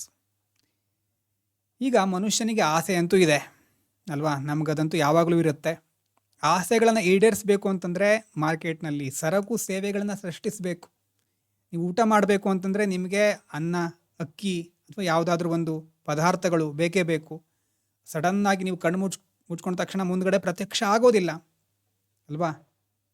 ಅದನ್ನು ಎಲ್ಲಿಂದಾರು ಒಂದು ಕಡೆಯಿಂದ ತರಬೇಕು, ಅದಕ್ಕೆ ದುಡ್ಡು ಕೊಡಬೇಕು ಅಥವಾ ನೀವೇ ಬೆಳಿಬೇಕು. ಸೊ ಈ ರೀತಿ ಪ್ರಕೃತಿಯಿಂದ, ಮಾರ್ಕೆಟ್ನಿಂದ ಎಲ್ಲಾದರೂ ಒಂದು ಕಡೆಯಿಂದ ನಮಗೆ ಸಿಗಬೇಕಾಗತ್ತೆ. ಈಗ ಸದ್ಯಕ್ಕೆ ನಾವು ಪ್ರತಿಯೊಂದನ್ನು ಮಾರ್ಕೆಟ್ ಬೇಸಿಸ್ ಮೇಲೆ ಮಾಡ್ತಾ ಇದ್ದೇವೆ. ಸೊ ಮನುಷ್ಯನ ಆಸೆಗಳನ್ನು ಪೂರೈಸಲಿಕ್ಕೆ ಮಾರ್ಕೆಟ್ನಲ್ಲಿ ಗೂಡ್ಸ್ ಮತ್ತು ಸರ್ವಿಸ್ ಪ್ರೊಡ್ಯೂಸ್ ಮಾಡಬೇಕಾಗತ್ತೆ, ಸರಕು ಸೇವೆಗಳನ್ನು ಉತ್ಪಾದಿಸಬೇಕಾಗತ್ತೆ, ಸೃಷ್ಟಿಸಬೇಕಾಗತ್ತೆ. ಸೃಷ್ಟಿಸುವ ಪ್ರಕ್ರಿಯೆಗೆ ಉತ್ಪಾದನೆ ಅಂತ ಕರೀತೇವೆ. ಸೊ ಪ್ರಪಂಚದಲ್ಲಿ ನೀವು ಯಾವುದೇ ವಸ್ತುವನ್ನು ಉತ್ಪಾದಿಸಬೇಕು ಅಂತಂದರೆ 4 ಮುಖ್ಯವಾದ ಫ್ಯಾಕ್ಟರ್ಸ್ ಬೇಕು. ಈಗ ಗೊತ್ತಾಗ್ತಾ ಇದೆಯಾ? ಲಿಂಕ್ ಆಗ್ತಾ ಇದೆಯಾ? ಮೊದಲಿಂದ ಕೇಳಿದವರು 4 ಉಪಕರಣಗಳು ಬೇಕು. ಇದನ್ನು ಫ್ಯಾಕ್ಟರ್ಸ್ ಆಫ್ ಪ್ರೊಡಕ್ಷನ್ ಅಂತ ಕರೀತಾರೆ. ಏನು 4? Land, labour, capital, entrepreneurship. Land ಅಂತಂದರೆ ಭೂಮಿ, ಬರೀ ಭೂಮಿ ಏನು ಯಾವುದ್ಯಾವ್ದಾದ್ರು ಲ್ಯಾಂಡ್ ಆಯಿತು ನೋಡಿ. ನೈಸರ್ಗಿಕ ಸಂಪನ್ಮೂಲಗಳು, ಅದು ಎಲ್ಲದಕ್ಕೂ ಸೇರಿ ನಾವು ಲ್ಯಾಂಡ್ ಅಂತ ಕರೀತೇವೆ. ಉತ್ಪಾದನೆಗೆ ನೆರವಾಗುವ ಯಾವುದೇ ನೈಸರ್ಗಿಕ ಸಂಪನ್ಮೂಲ, ಬರೀ ಮಣ್ಣು, ಭೂಮಿ ಅದು ಮಾತ್ರ ಬರೋದಿಲ್ಲ. ಭೂಮಿ ಮೇಲ್ಗಡೆ ಇರೋ ಕಾಡು, ನೀರು, ಭೂಮಿಯ ಆಳದಲ್ಲಿರುವಂತಹ ಖನಿಜಗಳು ಸಹ ಇದರಲ್ಲಿ ಬರ್ತವೆ. ಒಂದು ಕಾರ್ಖಾನೆ ಅಥವಾ ಕಚೇರಿ ಸ್ಥಾಪಿಸಲಿಕ್ಕೆ ಹೊರಟಿದ್ದೀರಾ ಅಂತಂದರೆ ಮೊದಲು ನಿಮಗೆ ಜಾಗ, ಲ್ಯಾಂಡ್ ಬೇಕು. ಇದಾದಮೇಲೆ ಲೇಬರ್, ಕೆಲಸಗಾರರು ಅಥವಾ ಅದಕ್ಕೆ ಶ್ರಮ ಬೇಕು ಅಲ್ವಾ. ಶ್ರಮ ಅಂತಂದರೆ ಅದು ದೈಹಿಕವಾಗಿರಬಹುದು, ಬೌದ್ಧಿಕವಾಗಿರಬಹುದು. ಕಾರ್ಖಾನೆಯಲ್ಲಿ ಕಾರ್ಮಿಕ ಯಂತ್ರವನ್ನು ನಡೆಸ್ತಾನೆ, ಸಾಫ್ಟ್ವೇರ್ ಇಂಜಿನಿಯರ್ ಕಂಪ್ಯೂಟರ್ ಮುಂದೆ ಕೂತ್ಕೊಂಡು ಅದನ್ನು ನೋಡ್ಕೊಳ್ತಾನೆ. ಸೊ ಎಲ್ಲವೂ ಸಹ ಶ್ರಮದ ಅಡಿಯಲ್ಲಿ ಬರುತ್ತೆ, ಲೇಬರ್. ಇನ್ನು ಬಂಡವಾಳ ಅಲ್ವಾ. ಈ ಬಂಡವಾಳ ಅಂತಂದರೆ ಬರೀ ದುಡ್ಡು ಮಾತ್ರ ಅಲ್ಲ, ಉತ್ಪಾದನೆಗೆ ಸಹಾಯ ಮಾಡುವ ಯಾವುದೇ ಮಾನವ ನಿರ್ಮಿತ ಉಪಕರಣಗಳು ಮತ್ತು ತಂತ್ರಜ್ಞಾನಗಳು, tools and technologies that helps us to produce goods and services ಅಲ್ವಾ. ಸೊ ನೀವು ದುಡ್ಡು ಮಾತ್ರ ಬಂಡವಾಳ ಅಂತ ಅಂದ್ಕೋಬಾರದು. ಉತ್ಪಾದನೆಗೆ ಬಳಸುವಂಥ ಯಂತ್ರಗಳು, ಮಷೀನ್ಸು, ಕಟ್ಟಡ, ಕಂಪ್ಯೂಟರ್, ಉಪಕರಣ ಎಲ್ಲವೂ ಸಹ ಬಂಡವಾಳ. ಇನ್ನೊಂದು ಉದ್ಯಮಶೀಲತೆ ಅಂತಂದರೆ ಆಂಟ್ರಪ್ರಿನರ್ಶಿಪ್. ನಿಮ್ಮ ಹತ್ರ ಭೂಮಿ, ಲ್ಯಾಂಡು, ಲೇಬರು, ಕ್ಯಾಪಿಟಲು ಎಲ್ಲ ಇರಬಹುದು. ಆದರೆ ಇದನ್ನೆಲ್ಲ ಸೇರಿಸಿ ನೀವೇ ಒಂದು ಸ್ಟಾರ್ಟಪ್ ಕ್ರಿಯೇಟ್ ಮಾಡಿದರೆ ಅಥವಾ ಸ್ಟಾರ್ಟಪ್ಪು ಯಾವುದೋ ಕಂಪ್ನಿ ಸ್ಟಾರ್ಟ್ ಮಾಡಿದರೆ ಆವಾಗ ನೀವು ಆಂಟ್ರಪ್ರಿನರ್. ಇಲ್ಲ ಲ್ಯಾಂಡು, ಲೇಬರು, ಕ್ಯಾಪಿಟಲ್ಲು ಎಲ್ಲ ನೋಡ್ತಾ ಕೂತ್ಕೊಂಡ್ರೆ ನೀವು ಆಂಟ್ರಪ್ರಿನರ್ ಅಲ್ಲ ಅಲ್ವಾ. ಲ್ಯಾಂಡು, ಲೇಬರು, ಕ್ಯಾಪಿಟಲನ್ನು ಸರಿಯಾದ ರೀತಿಯಲ್ಲಿ ಒಟ್ಟಿಗೆ ಸೇರಿಸಿ ರಿಸ್ಕ್ ತೆಗೆದುಕೊಂಡು ಹೊಸ ವ್ಯವಸ್ಥೆಯನ್ನು, ಸಂಸ್ಥೆಯನ್ನು ಕಟ್ಟಿ ಬೆಳೆಸುವಂತಹ ನಾಯಕತ್ವ, ಅದು ಆಂಟ್ರಪ್ರಿನರ್ಶಿಪ್ಪು ಅಲ್ವಾ. ಎಲ್ಲ ನೋಡ್ತಾ ಕೂತ್ಕೊಳ್ಳೋದು, ಏನೋ ಒಂದಿನ ಯಾವುದೋ ಒಂದು ಸಡನ್ನಾಗಿ ಆಗಿಬಿಡುತ್ತೆ, ಅದು ಆಂಟ್ರಪ್ರಿನರ್ಶಿಪ್ ಅಲ್ಲ. ಇರೋ ರಿಸೋರ್ಸ್ಗಳನ್ನು ಎಫಿಷಿಯೆಂಟಾಗಿ ಯೂಸ್ ಮಾಡಿಕೊಂಡು ಸಮರ್ಥವಾದ ಔಟ್ಪುಟ್ಟನ್ನು ಕೊಡುವಂತಹ, ಸಾಮಾಜಿಕವಾಗಿ ಹೆಲ್ಪ್ ಮಾಡುವಂತಹ ಕೆಲಸಗಳನ್ನು ಮಾಡುವವರು ಎಲ್ಲ ರೀತಿ ಈಗೆಲ್ಲರೂ ಆಂಟ್ರಪ್ರಿನರೇ ಈಗ. ಸೊ ಆದರೆ ಇದು 3 ಒಟ್ಟಿಗೆ ಸೇರಿಸಿ ನೀವು ಸಂಸ್ಥೆಯನ್ನು ಕಟ್ಟಿ ಬೆಳೆಸುವ ನಾಯಕ ಗುಣ ಇದ್ದರೆ ಅದು ಆಂಟ್ರಪ್ರಿನರ್ಶಿಪ್ ಅಂತ ಕರಿತೇವೆ. ಇದಾದಮೇಲೆ ಸ್ಕ್ಯಾರ್ಸಿಟಿ ಆಫ್ ರಿಸೋರ್ಸಸ್ ಅಂತೂ ಗೊತ್ತಿದೆ, ಆಸೆಗಳು ಅಪರಿಮಿತ. ಆದರೆ ಈ ಮೇಲ್ಗಡೆ ಏನು ಬಂತು 4 factors, land, labour, capital, entrepreneurship, ಇದು ಯಾವತ್ತೂ ಸೀಮಿತವಾಗಿರುತ್ತೆ ಅಥವಾ ಕೊರತೆ ಆಗಿರುತ್ತೆ. ಇವುಗಳದ್ದು ಲಿಮಿಟೆಡ್ ಅಥವಾ ಸ್ಕ್ಯಾರ್ಸ್ ಅಂತ ಕರಿತೇವೆ. ಸೊ ಇದನ್ನು ಸ್ಕ್ಯಾರ್ಸಿಟಿ ಆಫ್ ರಿಸೋರ್ಸ್ ಅಂತ ಸಹ ಹೇಳ್ತೇವೆ ಅರ್ಥಶಾಸ್ತ್ರದಲ್ಲಿ. ಸೊ ಈ ಕೊರತೆ ಇರೋದ್ರಿಂದಾನೇ ಜಗತ್ತಿನಲ್ಲಿ ಮಾರುಕಟ್ಟೆಗಳು ಸೃಷ್ಟಿಯಾಗಿವೆ. ನೋಡಿ ಹೇಗೆ. ಮಾರ್ಕೆಟ್ ಯಾಕಿದೆ? ನೀವು ಯಾಕೆ ಮಾರ್ಕೆಟಿಗೆ ಹೋಗ್ತೀರಿ? ನಿಮ್ಮ ಹತ್ರ ಏನೋ ಇಲ್ಲ ಅಲ್ವಾ, ನಿಮ್ಮ ಹತ್ರ ಯಾವುದೋ ವಸ್ತುವಿನ ಕೊರತೆ ಇರೋದ್ರಿಂದಾನೇ ನೀವು ಮಾರ್ಕೆಟಿಗೆ ಹೋಗ್ತೀರಿ ಅದನ್ನು ಪಡ್ಕೊಳ್ಳಿಕ್ಕೆ. ಸ್ಕ್ಯಾರ್ಸಿಟಿ ಆಫ್ ರಿಸೋರ್ಸೇ ಈ ಇಕನಾಮಿಕ್ಸಿನ ಎಲ್ಲ ಚಟುವಟಿಕೆಗಳಿಗೆ ಕಾರಣ, ಮೂಲಭೂತ ಕಾರಣ. ಮತ್ತು ಪ್ರತಿಯೊಂದು ವಸ್ತುವಿಗೂ ಒಂದು ನಿರ್ದಿಷ್ಟ ಬೆಲೆ ನಿಗದಿಯಾಗಿರುತ್ತೆ ಮಾರ್ಕೆಟ್ನಲ್ಲಿ. ಹೋದ ತಕ್ಷಣ ನೀವು ಅಂದ್ಕೊಂಡಿರೋ ಪ್ರೈಸನ್ನು ಅವರು ಫಿಕ್ಸ್ ಮಾಡೋದಿಲ್ಲ, ಅವರು ಫಿಕ್ಸ್ ಮಾಡಿರೋ ಪ್ರೈಸನ್ನು ನೀವು ಕೊಡಬೇಕಾಗತ್ತೆ. ಪ್ರತಿಯೊಂದು ವಸ್ತುವಿಗೂ ಒಂದು ನಿರ್ದಿಷ್ಟ ಬೆಲೆ ನಿಗದಿಯಾಗಿರುತ್ತೆ. ಮತ್ತು ಯಾವುದು ಅಪರಿಮಿತವಾಗಿ ಸಿಗ್ತಾ ಇರುತ್ತೋ ಅದಕ್ಕೆ ಮಾರ್ಕೆಟಲ್ಲಿ ಕೊರತೆ ಇರೋದಿಲ್ಲ ಮತ್ತು ನಿರ್ದಿಷ್ಟ ಬೆಲೆನೂ ಇರೋದಿಲ್ಲ. ಸೂರ್ಯನ ಬೆಳಕಿದೆ, ಮಾರ್ಕೆಟ್ನಲ್ಲಿ ಅದನ್ನು ಯಾರೂ ಮಾರಾಟ ಮಾಡಲ್ಲ, ಅಪರಿಮಿತವಾಗಿದೆ ನಮ್ಮ ಒಂದು ಜೀವನ ಹಂತ ಈಗಿನ ಕ್ಷಣದಲ್ಲಿ, ಮತ್ತು ಅದಕ್ಕೆ ನಿರ್ದಿಷ್ಟವಾದ ಬೆಲೆನೂ ಇಲ್ಲ. ಆದರೆ ಕೊರತೆ ಯಾವ ವಸ್ತುಗಿದೆ ಅದಕ್ಕೆ ಹಣ ಕೊಡಲೇಬೇಕು. ಕಲ್ಲಿದ್ದಲಿರ್ಬೋದು, ಶುದ್ಧ ಕುಡಿಯುವ ನೀರಿರ್ಬೋದು, ಸೊ ಅದಕ್ಕೆಲ್ಲ ಹಣ ಕೊಟ್ಟು ನಾವು ಅದನ್ನು ಉಪಯೋಗಿಸ್ಬೇಕಾಗತ್ತೆ. ಕರ್ನಾಟಕದ ಒಂದು ಹಳ್ಳಿಯಲ್ಲಿ ಇಬ್ಬರು ರೈತರಿದ್ದಾರೆ ಅಂತ ಇಟ್ಕೊಳ್ಳಿ. ಹಳ್ಳಿಗೆ ಅಥವಾ ಹಳ್ಳಿಲಿ ಬೇಕಾಗಿರುವಂತಹ ಭೂಮಿ ಏನೋ ಇದೆ, ಹಳ್ಳಿಲಿ ಲ್ಯಾಂಡ್ ಇದೆ, ಕೆಲಸ ಮಾಡಲಿಕ್ಕೆ ಲೇಬರ್ಸು ಇದ್ದಾರೆ. ಆದರೆ ಇಲ್ಲಿ ಶುದ್ಧವಾದ ನೀರು, ಫ್ರೆಶ್ ವಾಟರ್ ಕೊರತೆ ಇದೆ. ಅಂದರೆ ಲಿಮಿಟೆಡ್ ರಿಸೋರ್ಸ್ ಯಾವುದು ಇಲ್ಲಿ? ಶುದ್ಧವಾದಂಥ ನೀರು, ಫ್ರೆಶ್ ವಾಟರ್. ಈಗ ಒಬ್ಬ ರೈತ, ಮೊದಲನೇ ರೈತ ಏನು ಮಾಡ್ತಾನೆ? ಟ್ರೆಡಿಷ್ನಲ್ ಆಗಿ, ಸಾಂಪ್ರದಾಯಿಕವಾಗಿ ಕಾಲುವೆ ಮೂಲಕ ಇಡೀ ಹೊಲಕ್ಕೆ ನೀರು ಹರಿಸ್ತಾನೆ. ಇದರಿಂದ ಅರ್ಧಕ್ಕಿಂತ ಹೆಚ್ಚು ನೀರು ಆವಿಯಾಗಿ ಪೋಲಾಗಿಬಿಡುತ್ತೆ, ರಿಸೋರ್ಸ್ ವೇಸ್ಟೇಜ್ ಆಗ್ತಾ ಇದೆ. ಸಂಪನ್ಮೂಲಗಳು ಆಲ್ರೆಡಿ ಪರಿಮಿತನ ಅಪರಿಮಿತನ ಹೇಳಿ ಕನ್ನಡದಲ್ಲಿ, ಸೀಮಿತವಾಗಿದೆ, ಪರಿಮಿತವಾಗಿದೆ. ಸಂಪನ್ಮೂಲ ಕೊರತೆ ಇರುವಾಗ ಈ ರೀತಿ ವೇಸ್ಟ್ ಮಾಡಿದರೆ ಅದು ದೊಡ್ಡ ಮಿಸ್ಟೇಕ್ ಅದು ಅಲ್ವಾ? ಸೊ ಆ ರೀತಿ ಮೊದಲನೇ ರೈತ ಮಾಡೋದು ತಪ್ಪು. ಎರಡನೇ ರೈತ ಏನು ಮಾಡ್ತಾನೆ? Entrepreneurship mindset. ಅವನು ಹೊಸ ತಂತ್ರಜ್ಞಾನ ಅಥವಾ ಯಾವುದಾದ್ರೂ ಒಂದು ಡ್ರಿಪ್ ನೀರಾವರಿ ಈ ಥರ ಉಪಕರಣಗಳನ್ನ ಅಳವಡಿಸ್ತಾನೆ. ಅದು ಕ್ಯಾಪಿಟಲ್ ನೋಡಿ, ಬಂಡವಾಳ ಅಳವಡಿಸ್ಕೊಂಡು ಕಡಿಮೆ ನೀರನ್ನು ಬಳಸ್ಕೊಂಡು ಪ್ರತಿ ಗಿಡದ ಬೇರಿಗೂ ನಿಖರವಾಗಿ ನೀರನ್ನು ತಲುಪಿಸಿ ಉತ್ತಮ ಇಳುವರಿಯನ್ನು ಪಡಿತಾನೆ. ಸೊ ಎರಡನೇ ರೈತ ಸೀಮಿತವಾದ ಸಂಪನ್ಮೂಲವಾದ ನೀರನ್ನು ಜಾಣತನದಿಂದ ನಿರ್ವಹಿಸ್ತಾ ಇದ್ದಾನೆ. ಅದನ್ನೇ ಸಂಪನ್ಮೂಲಗಳ ಅತ್ಯುತ್ತಮ ಬಳಕೆ ಅಂತ ಕರಿತೇವೆ. ರಿಸೋರ್ಸನ್ನು ಎಫಿಷಿಯೆಂಟ್ ಆಗಿ, best use of available resources, ಆ ರೀತಿ ಹೇಳ್ಬೋದು. ಈಗ ಆ ರೈತನಿಗೆ ಮಾತ್ರ ಅಲ್ಲ, ನಮಗೂ ಎಲ್ಲ ಪ್ರಾಬ್ಲಮ್ ಬರೋದೆ. ನಮ್ಮ ಹತ್ರ ಇರೋ ಭೂಮಿ, ನೀರು, ಕಲ್ಲಿದ್ಲು, ಹಣ. ನಮ್ಮ ಹತ್ರ ಎಲ್ಲ ಕಲ್ಲಿದ್ಲಿದೆ ಅಂತ ಕೇಳ್ಬೋದು ನೀವು. ನಮಗೆ ಅಂತಂದರೆ ನಮ್ಮ ಹತ್ರ ಕಲ್ಲಿದ್ಲಿರುತ್ತೆ ಅಂತಲ್ಲ, ನಾವು ಉಪಯೋಗಿಸೋ ಬೇರೆ ಬೇರೆ ವಸ್ತುಗಳು, ಎಲೆಕ್ಟ್ರಿಸಿಟಿ, ಇದಕ್ಕೆಲ್ಲ ಕಲ್ಲಿದ್ಲು ಬೇರೆ ಬೇರೆದು ಬೇಕು. ಎಲ್ಲವೂ ಸೀಮಿತ. ಈಗ ನಮ್ಮ ಮುಂದಿರುವ ಪ್ರಶ್ನೆ, ಈ ಸೀಮಿತ ವಸ್ತುಗಳನ್ನು ನಾವು ಹೇಗೆ ಅಲೋಕೇಟ್ ಮಾಡೋದು? ಅಧಿಕಾರಿ ದೃಷ್ಟಿಗೆ ಹೋಗ್ಬಿಡಿ ಒಂದೇ ಸಾರಿ. ಇಷ್ಟೊತ್ತು ಒಬ್ಬ ರೈತನ ದೃಷ್ಟಿಯಿಂದ ನೋಡ್ತಾ ಇದ್ರಿ, ಈಗ ಅಧಿಕಾರಿಯಾಗಿ ಯೋಚನೆ ಮಾಡಿ. ಸೀಮಿತ ವಸ್ತು ಸಂಪನ್ಮೂಲಗಳಿದೆ, ಇದನ್ನು ಹೇಗೆ ಹಂಚಬೇಕು? ಅದರಲ್ಲೂ ನಷ್ಟ ಆಗಬಾರ್ದು. ವೇಸ್ಟೇಜ್ ಆದರೆ, ಇರೋದೇ ಕಡಿಮೆ, ಅದರಲ್ಲಿ ವೇಸ್ಟ್ ಮಾಡ್ತೀರಿ ಅಂತಂದರೆ ಅದು ಮೂರ್ಖತನ. ನಷ್ಟ ಇಲ್ಲದ ಹಾಗೆ ಅದನ್ನು ಅತ್ಯುತ್ತಮವಾಗಿ ಬಳಸೋದು ಹೇಗೆ? ಇದು ಪ್ರಶ್ನೆ. ಸೊ ಇದಕ್ಕೆ ಒಂದು ವ್ಯವಸ್ಥೆ ಬೇಕು. ಭಾರತದಲ್ಲಿ ಈಗ ರೇಷನಿಂಗ್ ಸಿಸ್ಟಮ್ ಅಂತಿದೆ ಅಲ್ವಾ? ಕೊರತೆ ಇರುವಂಥ ವಸ್ತುಗಳನ್ನು ಸಮನಾಗಿ ಅಥವಾ ಅಗತ್ಯಕ್ಕೆ ತಕ್ಕ ಹಾಗೆ ಹಂಚಲಿಕ್ಕೆ ಏನು ಮಾಡಿದ್ದಾರೆ? ಒಂದು ವ್ಯವಸ್ಥೆ ರೇಷನಿಂಗ್ ಸಿಸ್ಟಮ್. ರೇಷನ್ ಅಂಗಡಿ ಅಥವಾ ಹಳ್ಳಿಯಲ್ಲಿ, ನಗರಗಳಲ್ಲಿ ಇರುತ್ತೆ ರೇಷನ್ ಶಾಪು. PDS ಅಂತ ಕೇಳಿರಬಹುದು, ಸಾರ್ವಜನಿಕ ಹಂಚಿಕೆ ವ್ಯವಸ್ಥೆ, ಸಾರ್ವಜನಿಕ ವಿತರಣಾ ವ್ಯವಸ್ಥೆ. ರೇಷನ್ ಕಾರ್ಡ್ ಇರೋರು, ನ್ಯಾಯಬೆಲೆ ಅಂಗಡಿಗಳು ಅಲ್ವಾ? ಇದೆಲ್ಲ ಈ ರೇಷನ್ ಸಿಸ್ಟಮಿನ ಭಾಗ. ಸೊ ದೇಶ ಇದನ್ನು ಯಾಕೆ ತಂದಿದೆ? ಯಾವ ಕೊರತೆ ಇದೆ? ಅನ್ನದ ಕೊರತೆ ಇದೆ. ಆಹಾರದ ಕೊರತೆಯನ್ನು ನೀಗಿಸಲಿಕ್ಕೆ ರೇಷನಿಂಗ್ ವ್ಯವಸ್ಥೆನ ಬಳಸ್ತಾ ಇದ್ದಾರೆ. ಇನ್ನೊಂದು ಎಫಿಷಿಯನ್ಸಿ. ಒಂದೇನು ಮಾಡ್ತಾ ಇದ್ದೇವೆ? ಸಮಾಜದ ಹಿತದೃಷ್ಟಿಯಿಂದ ಕೊರತೆ ಇರುವ ಸಂಪನ್ಮೂಲಗಳನ್ನು ಸರಿಯಾದ ವ್ಯಕ್ತಿಗೆ ತಲುಪಿಸಬೇಕು, ನಿಯಮಬದ್ಧವಾಗಿ ವಿತರಿಸಬೇಕು. ಅದು ರೇಷನಿಂಗ್ ಸಿಸ್ಟಮ್. ಇನ್ನೊಂದೇನು ಮಾಡೋದು? ಸಂಪನ್ಮೂಲಗಳನ್ನು ಪೋಲ್ ಮಾಡಲಿಕ್ಕಂತೂ ಆಗೋದಿಲ್ಲ. ಸೊ ಇಲ್ಲಿ ಎಫಿಷಿಯನ್ಸಿ ಅನ್ನುವಂಥ ಕಾನ್ಸೆಪ್ಟ್ ಬರುತ್ತೆ. ಒಂದು ಪ್ರೊಡಕ್ಟಿವ್ ಎಫಿಷಿಯನ್ಸಿ, ಉತ್ಪಾದನಾ ದಕ್ಷತೆ. ಲಭ್ಯವಿರುವ ಸಂಪನ್ಮೂಲಗಳನ್ನು ಬಳಸ್ಕೊಂಡು ಯಾವುದೇ ಕಚ್ಚಾ ವಸ್ತುವನ್ನು ಪೋಲ್ ಮಾಡದೆ, ವೇಸ್ಟ್ ಮಾಡದೆ, ಅದರ ಗರಿಷ್ಠ ಸಾಮರ್ಥ್ಯ, ಮ್ಯಾಕ್ಸಿಮಮ್ ಪೊಟೆನ್ಷಿಯಲನ್ನು ಯೂಸ್ ಮಾಡ್ಕೊಳ್ಳೋದು, ಆಮೇಲೆ ಉತ್ಪಾದನೆ ಮಾಡೋದು. ಸೊ ಇದು ಉತ್ಪಾದನಾ ದಕ್ಷತೆ. ನಿಮ್ಮದೇ ಎಕ್ಸಾಂಪಲ್ ತಗೊಳ್ಳಿ.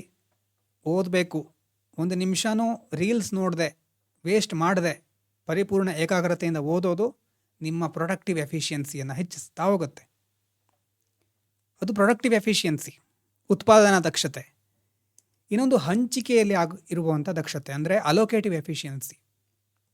ಈಗ ಉತ್ಪಾದನೆ ಮಾಡಬೇಕಾದ್ರೆ ಪೋಲ್ ಮಾಡಬಾರ್ದು, okay.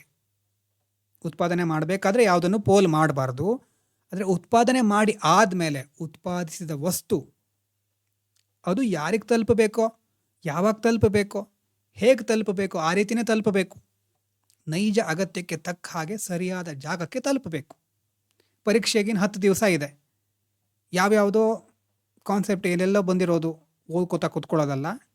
Maximum low hanging fruits ಅಂತಿರಬಹುದು, ಅಥವಾ ಹೆಚ್ಚು ಕ್ವಶನ್ಸ್ ಯಾವುದರಿಂದ ಬರುತ್ತೆ ಅದನ್ನು ಓದೋದು ಆವಾಗ ಒಳ್ಳೆಯದು. ಅದು ಬಿಟ್ಕೊಂಡು ಆವಾಗ ಹಿಂದೂ ಪೇಪರ್ ಬೆಳಗಿಂದ ರಾತ್ರಿ ತನಕ ಓದ್ತೇನೆ ಅಂತಂದರೆ ಯೂಸ್ ಆಗೋದಿಲ್ಲ. ಅದನ್ನು ಈಗಿಂದಾನೇ ಓದಬೇಕು. ಸೊ ಅಲೋಕೇಟಿವ್ ಎಫಿಷಿಯನ್ಸಿ ಅಂತಂದರೆ ಇರೋದನ್ನು ಚೆನ್ನಾಗಿ ಅಲೋಕೇಟ್ ಮಾಡೋದು, ಹಂಚೋದು. ಒಂದು DM's ಡೈಲೆಮಾ ನೋಡೋಣ. ಕೇಸ್ ಸ್ಟಡಿ, ನೀವೇ ನಿರ್ಧಾರ ತೆಗೆದುಕೊಳ್ಬೇಕು. ನಾನು ಆಮೇಲೆ ಹೇಳ್ತೇನೆ. ಆದರೆ ಕಲ್ಪನೆ ಮಾಡ್ಕೊಳ್ಳಿ, ನೀವು ಒಂದು ಡಿಸ್ಟ್ರಿಕ್ಟ್ ಮ್ಯಾಜಿಸ್ಟ್ರೇಟ್ ಅಥವಾ ಜಿಲ್ಲಾಧಿಕಾರಿ. ಈಗ ನಿಮ್ಮ ಜಿಲ್ಲೆಯಲ್ಲಿ ಫುಡ್ ಶಾರ್ಟೇಜ್ ಇದೆ, ಜನರಿಗೆ ತಿನ್ನಲಿಕ್ಕೆ ಅನ್ನ ಇಲ್ಲ. ಆದರೆ ನಿಮ್ಮ ಕಚೇರಿ ಮುಂದೆ ಒಂದು 10 ಎಕರೆ ಸರ್ಕಾರಿ ಭೂಮಿ ಖಾಲಿ ಇದೆ. ಮಣ್ಣಿನ ಗುಣಲಕ್ಷಣಗಳ ಅಧ್ಯಯನದ ಪ್ರಕಾರ ನಮಗೆ ಆ ಗರಿಷ್ಠ ಸಾಮರ್ಥ್ಯ, ಆ ಮಣ್ಣಿನಲ್ಲಿ ಒಳ್ಳೆಯ ಪೊಟೆನ್ಷಿಯಲ್ ಇದೆ ಅಂತ ಗೊತ್ತಾಗತ್ತೆ. ಅಂದರೆ ಆ 1 ಎಕರೆಯಲ್ಲಿ ಗರಿಷ್ಠ 1,000 kg ಗೋಧಿ ಬೆಳಿಬಹುದು, ಅಥವಾ 1 ಎಕರೆಯಲ್ಲಿ ಗರಿಷ್ಠ 1,000 kg ಕಲ್ಲಿದ್ದಲು ಗಣಿಗಾರಿಕೆ ಮಾಡಬಹುದು. 2 ಆಪ್ಷನ್ ಇದೆ. ನಿಮ್ಮ ಜಿಲ್ಲೆ ಪರಿಸ್ಥಿತಿ ಏನು? Food shortage. ನಿಮ್ಮ ಮುಂದಿರುವಂಥ ಆಪ್ಷನ್ನು 10 ಎಕರೆ ಭೂಮಿ. ಪೊಟೆನ್ಷಿಯಲ್ ಏನು? 1,000 kg ಗೋಧಿ ಅಥವಾ 1,000 kg ಕಲ್ಲಿದ್ದಲು. ಈಗ 3 ಜನ ಕಾಂಟ್ರಾಕ್ಟರ್ಸು, ಗುತ್ತಿಗೆದಾರರು ಬರ್ತಾರೆ ಬೇರೆ ಬೇರೆ ಪ್ರಪೋಸಲ್ ಇಟ್ಕೊಂಡು. ಒಬ್ಬರೇನು ಹೇಳ್ತಾರೆ, 10 ಎಕರೆ ಭೂಮಿ ಕೊಡಿ, ಇಡೀ ಭೂಮಿಯಲ್ಲಿ ಗೋಧಿ ಬೆಳೆದು ನಿಮಗೆ 8,000 kg ಗೋಧಿ ಕೊಡ್ತೇನೆ. ಮೊದಲೇ ಪ್ಲ್ಯಾನು, ಮೊದಲೇ ಪ್ರಪೋಸಲ್ಲು. ಎರಡನೇದು, 10 ಎಕರೆ ಭೂಮಿ ಕೊಡಿ, 5 ಎಕರೆಯಲ್ಲಿ ಗೋಧಿ, 5 ಎಕರೆಯಲ್ಲಿ ಕಲ್ಲಿದ್ದಲು ತೆಗಿತೇನೆ. 5,000 kg ಗೋಧಿ ಸಿಕ್ತು, 5,000 kg ಕಲ್ಲಿದ್ದಲು ಸಿಗುತ್ತೆ ನಿಮಗೆ. ಮೂರನೇದೇನು, 10 ಎಕರೆ ಭೂಮಿ ನನಗೆ ಕೊಡಿ, ನಾನು ಆಧುನಿಕ ಕೃಷಿ ಮಾಡ್ತೇನೆ, ಇದೇ 10 ಎಕರೆಯಲ್ಲಿ 10,000 kg ಗೋಧಿ ಬೆಳೆದು ಕೊಡ್ತೇನೆ. ಯಾವುದನ್ನು ಚೂಸ್ ಮಾಡ್ತೀರಿ? ಕಮೆಂಟ್ ಮಾಡೋದೇನು ಬೇಕಾಗಿಲ್ಲ, ಅದೆಲ್ಲ ಆಮೇಲೆ. ಆದರೆ ನೀವು ಅಲ್ಲಿ ಕೂತ್ಕೊಂಡಿದ್ದರಿಂದ ನೀವು ಥಿಂಕ್ ಮಾಡಬೇಕು. ನಿಮ್ಮ ಜಿಲ್ಲೆಯಲ್ಲಿರೋ ಸಮಸ್ಯೆ ಏನು? ಫುಡ್ ಶಾರ್ಟೇಜು ಅಲ್ವಾ? ಜವಾಬ್ದಾರಿಯುತ ಆರ್ಥಿಕ ಅಧಿಕಾರಿಯಾಗಿ ನೀವು ಯಾವ ಪ್ರಸ್ತಾವನೆ ಒಪ್ಕೊಳ್ತೀರಿ? ಯೋಜನೆ 1ರಲ್ಲಿ 10 ಎಕರೆ ಗೋಧಿ ಬೆಳೀತಾರೆ. ಆದರೆ ಆ್ಯಕ್ಚುಲಿ ಅದರ ಎಫಿಷಿಯನ್ಸಿ ಅಥವಾ ಪೊಟೆನ್ಷಿಯಲ್ ಎಷ್ಟಿತ್ತು? 1 ಎಕರೆಗೆ 1,000 kg ತೆಗಿಬಹುದಿತ್ತು, ಗೋಧಿ ಬೆಳಿಬಹುದಿತ್ತು. ಆದರೆ ಅವರು 10 ಎಕರೆ ಉಪಯೋಗಿಸ್ಕೊಂಡು ಎಷ್ಟು ಹೇಳ್ತಾ ಇದ್ದಾರೆ? 8,000. ಸೊ ಅಲ್ಲಿ ಏನು ಮಾಡಿದ್ವಿ? 10 ಎಕರೆ ಗೋಧಿ ಬೆಳೆಯಲಾಗುತ್ತೆ. ಆಹಾರದ ಅಭಾವ ಇರೋದ್ರಿಂದ ಇಡೀ ಜಾಗವನ್ನು ಆಹಾರಕ್ಕೆ ಅಂತ ಮೀಸಲಿಟ್ಟಿದ್ದೇವೆ. ಇದು ಅಲೋಕೇಟಿವ್ ಎಫಿಷಿಯನ್ಸಿಯಿಂದ ಓಕೆ. ನೋಡಿ, 2 ಎಫಿಷಿಯನ್ಸಿ ನೋಡಬೇಕು. ನಿಮ್ಮ ಹತ್ರ ಈಗ ಸಮಸ್ಯೆ ಏನು? ಇರೋ ರಿಸೋರ್ಸನ್ನು ಅಲೋಕೇಟ್ ಮಾಡಬೇಕು. ನೀವು ಫುಡ್ ಶಾರ್ಟೇಜ್ ಇದೆ, ಸೊ ಫುಡ್ ಅಥವಾ ಗೋಧಿಗೆ ಇದನ್ನು ಕೊಡೋಣ ಅಂತ ತೀರ್ಮಾನ ಮಾಡಿದ್ರಿ. ಓಕೆ, ಅಲೋಕೇಟಿವ್ ಎಫಿಷಿಯನ್ಸಿ ಇದೆ ನಿಮ್ಮ ಡಿಸಿಷನ್ನಲ್ಲಿ. ಆದರೆ 10 ಎಕರೆಗೆ ಎಷ್ಟು ಬರಬೇಕಿತ್ತು? 10,000 kg ಬರಬೇಕಿತ್ತು. ಅವರೇನು ಹೇಳ್ತಾ ಇದ್ದಾರೆ? 8,000 kg ಮಾತ್ರ ಬರ್ತಾ ಇದೆ, ಉಳಿದಿರೋ 2,000 ಅವ್ರ ಮನೆಗೆ ಹೋಯ್ತಾ ಗೊತ್ತಿಲ್ಲ. ಹಾಗಾಗಿ 2,000 kg ನಷ್ಟ ಆಗ್ತಾ ಇದೆ. ಇಲ್ಲಿ ಉತ್ಪಾದನಾ ದಕ್ಷತೆ, ಪ್ರೊಡಕ್ಟಿವ್ ಎಫಿಷಿಯನ್ಸಿ ವಿಫಲ ಆಗ್ತಾ ಇದೆ. ಮೊದಲನೇ ಯೋಜನೆ ವಿಶ್ಲೇಷಣೆ ಇದು. ಎರಡನೇ ಯೋಜನೆ, ಇವರೇನು ಮಾಡಲಿಕ್ಕೆ ಹೊರಟಿದ್ದಾರೆ? 5 ಎಕರೆ 5,000 kg ಗೋಧಿ, 5,000 kg ಕಲ್ಲಿದ್ದಲು ಅನ್ನೋದು ಅವರ ಪ್ರಪೋಸಲ್ಲು. ಅಂದರೆ ಎಕರೆಗೆ 1,000 kg ಉತ್ಪಾದನೆ ಆಗ್ತಾ ಇದೆ. ಅಂದರೆ ಉತ್ಪಾದನಾ ದಕ್ಷತೆ ಇದೆ, ಪ್ರೊಡಕ್ಟಿವ್ ಎಫಿಷಿಯನ್ಸಿ ಇದೆ. ಆದರೆ ನಿಮ್ಮ ಗುರಿ ಏನು? ಜಿಲ್ಲಾಧಿಕಾರಿಯಾಗಿ ಜನ ಹಸುವಿನಿಂದ ಸಾಯ್ತಾ ಇದ್ದಾರೆ, ನಿಮಗೆ ಕಲ್ಲಿದ್ದಲಿಗಿಂತ ಗೋಧಿ ಬೇಕು ಅಲ್ವಾ? ಸೊ ಈಗ ನೀವು ಭೂಮಿಯನ್ನು ಕಲ್ಲಿದ್ದಲಿಗೆ ಹಂಚಿದರೆ ಅದು ಅಲೋಕೇಟಿವ್ ಎಫಿಷಿಯನ್ಸಿ ದೃಷ್ಟಿಯಿಂದ ತಪ್ಪಾದ ನಿರ್ಧಾರ. 2 ವಿಶ್ಲೇಷಣೆ ರಾಂಗ್ ಆಯಿತು, ಅಥವಾ 2 ಪ್ಲ್ಯಾನು ತಪ್ಪು ಅಂತ ಆದ ಮೇಲೆ 3ನೇದೇ ಆಪ್ಷನ್ನು. 3ನೇ ವಿಶ್ಲೇಷಣೆ ನೋಡೋದಾದರೆ 10 ಎಕರೆ ಭೂಮಿಯನ್ನು ಆಹಾರಕ್ಕೆ ಬಳಸ್ತೀರಿ ನೀವು, ಅಲೋಕೇಟಿವ್ ಎಫಿಷಿಯನ್ಸಿ ಇದೆ. 10 ಎಕರೆಗೆ 10,000 kg ಗೋಧಿನೂ ಬರುತ್ತೆ. ಪ್ರೊಡಕ್ಟಿವ್ಲಿ ಎಫಿಷಿಯೆಂಟ್ ಸಹ ಹೌದು. ಅಧಿಕಾರಿಯಾಗಿ ಸಂಪನ್ಮೂಲಗಳನ್ನು ವೇಸ್ಟ್ ಮಾಡಬಾರ್ದು. ಓಕೆ, ವೇಸ್ಟ್ ಮಾಡದೇ ಇರೋದು ಒಳ್ಳೆಯದೇ, ಆದರೆ ಅದನ್ನು ಸರಿಯಾಗಿ ಅಲೋಕೇಟ್ ಮಾಡಬೇಕು. ಪ್ರೊಡಕ್ಟಿವ್ ಎಫಿಷಿಯನ್ಸಿನೂ ಇರಬೇಕು, ಅಲೋಕೇಟಿವ್ ಎಫಿಷಿಯನ್ಸಿನೂ ಇರಬೇಕು. ಎರಡನ್ನ ಗಮನದಲ್ಲಿ ಇಟ್ಕೊಳ್ಳಿ. ಪ್ರೊಡಕ್ಟಿವ್ ಅಂತಂದರೆ ಉತ್ಪಾದನೆ ಮಾಡಬೇಕಾದ್ರೆ ಸರಿಯಾದ ದಕ್ಷತೆ ಇರಬೇಕು. ಉತ್ಪಾದಿಸಿದ ವಸ್ತುಗಳನ್ನು ಸರಿಯಾದ ರೀತಿಯಲ್ಲಿ, ಸರಿಯಾದ ವೇಳೆಯಲ್ಲಿ, ಸರಿಯಾದ ವ್ಯಕ್ತಿಗಳಿಗೆ ತಲುಪಿಸಬೇಕು. ಅಲೋಕೇಟಿವ್ ಎಫಿಷಿಯನ್ಸಿ. ಸೊ ಸ್ಕ್ಯಾರ್ಸಿಟಿ ಎಫಿಷಿಯನ್ಸಿ ಬಗ್ಗೆ ತಿಳ್ಕೊಂಡಾಯಿತು. ಇದಾದಮೇಲೆ ಆಪರ್ಚುನಿಟಿ ಕಾಸ್ಟು ಮತ್ತೆ ಬರುತ್ತೆ ಮುಂದೆ. ಒಂದು ರೈಲಲ್ಲಿ ಹೋಗ್ತಾ ಇದ್ದೀರಿ ಅಂತಂದರೆ 2 ಬೋಗಿಲು ಪ್ರಯಾಣ ಮಾಡಲಿಕ್ಕೆ ಆಗೋದಿಲ್ಲ, ಅದಂತೂ ಗೊತ್ತಿದೆ ಅಲ್ವಾ? ಆ ಬೋಗಿಲು ನೀವೇ, ಈ ಬೋಗಿಲು ನೀವೇ, ಎಲ್ಲೆಲ್ಲೂ ನೀವೇ. ಆ ರೀತಿ ಇದ್ರೆ ಆಗೋದಿಲ್ಲ. ಒಂದು ಬೋಗಿಲಿದ್ದೀರಿ ಅಂದಮೇಲೆ ಇನ್ನೊಂದು ಬೋಗಿಲು ಇರಲಿಕ್ಕೆ ಆಗೋದಿಲ್ಲ. ಯಾವುದೇ ಆಯ್ಕೆ ಮಾಡಿದ್ಮೇಲೆ ಇನ್ನೊಂದನ್ನು ಬಿಡಬೇಕಾಗತ್ತೆ. ಆ ಪರ್ಯಾಯ ಆಯ್ಕೆಯನ್ನು ಬಿಡಬೇಕಾಗತ್ತೆ. ಸೊ ನೆಕ್ಸ್ಟ್ ಬೆಸ್ಟ್ ಅಲ್ಟರ್ನೇಟಿವ್ ಫಾರ್ಗಾನ್ ಅಂತ ಕರಿತೇವೆ. ಮೊದಲೇ ನಾವು ನೋಡಿದ್ವಲ್ವಾ, 100 ರೂಪಾಯಿ ಇದೆ, ಅದ್ರಲ್ಲಿ ಒಂದು ಚೂಸ್ ಮಾಡಿದರೆ ಇನ್ನೊಂದನ್ನು ಬಿಡಬೇಕಾಗತ್ತೆ. ಬಿಟ್ಟಿದ್ದಕ್ಕೆ ನಾವು ಅವಕಾಶ ವೆಚ್ಚ, ಆಪರ್ಚುನಿಟಿ ಕಾಸ್ಟ್ ಅಂತ ಹೇಳ್ಬೋದು. ಕಾಲೇಜ್ ಮುಗಿಸಿದ ಮೇಲೆ ನಿಮ್ಮ ಮುಂದೆ 2 ಆಯ್ಕೆ ಇದೆ ಅಂತ ಅಂದ್ಕೊಳ್ಳೋಣ.